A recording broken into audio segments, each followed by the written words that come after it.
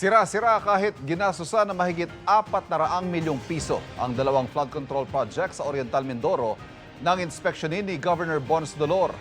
Pumirma sa mga yan si dating DPWH Mimaropa Regional Director Gerald Pacanan na nakakulong ngayon dahil sa isa pang substandard umanong proyekto sa probinsya.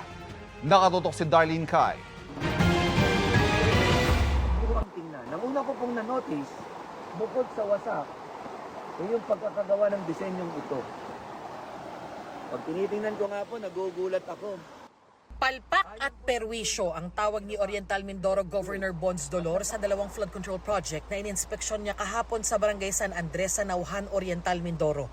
Hawak ni Dolor ang kopya ng litrato ng umunoy plano para sa road, dike and esplanade sa mag-asawang Tubig River. Hindi na nga raw sinunod ang plano, sira pa ang bahagi nito at maikli pa ang sheet piles ng sukatin. Kaya raw lalong binaha kamakailan ng ilang lugar sa mga bayan ng Victoria at Nauhan. Ayon sa disenyo ng DPWH, una muna ang sheet piles, pagkatapos ng sheet piles, saka ilalagay.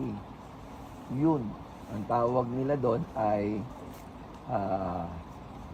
ito, foundation field ng sa ilalim. Ang tawag nila dyan, geotextile, pampatibay dapat. Ang problema, kitang-kita nyo naman, salit na nasa loob, nasa labas. Ito niyan ha, hindi tayo nagawa niyan.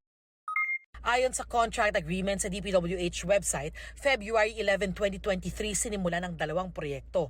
Ang isa ay natapos umano ng February 5, 2024. Ang isa naman, December 10, 2023 ang completion date.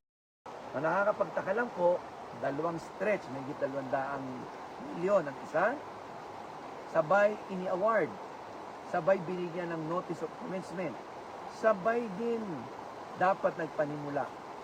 Pero dapat magkaibang kontratista dahil dalawang magkaibang proyekto, pero iisa po ang kontratista. Ngayon, makalipas lamang ang mahigit isang taon, ito na ang flood control na ginawa. Nakakalungkot dahil sa halip na nakakatulong sa ating mga kababayan, naging sanipa ng pagbaha. At pag hindi ito tinama, ang magaganap sa atin, ibayo pang baha. Pirmado ni dating DPWH Mimaropa Regional Director Gerald Pacanan ang parehong kontrata.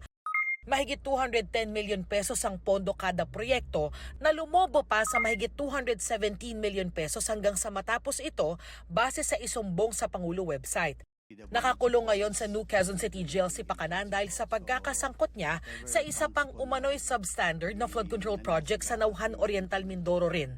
At kasalukuyang nililitis para sa mga kasong graft at malversation of public funds through falsification.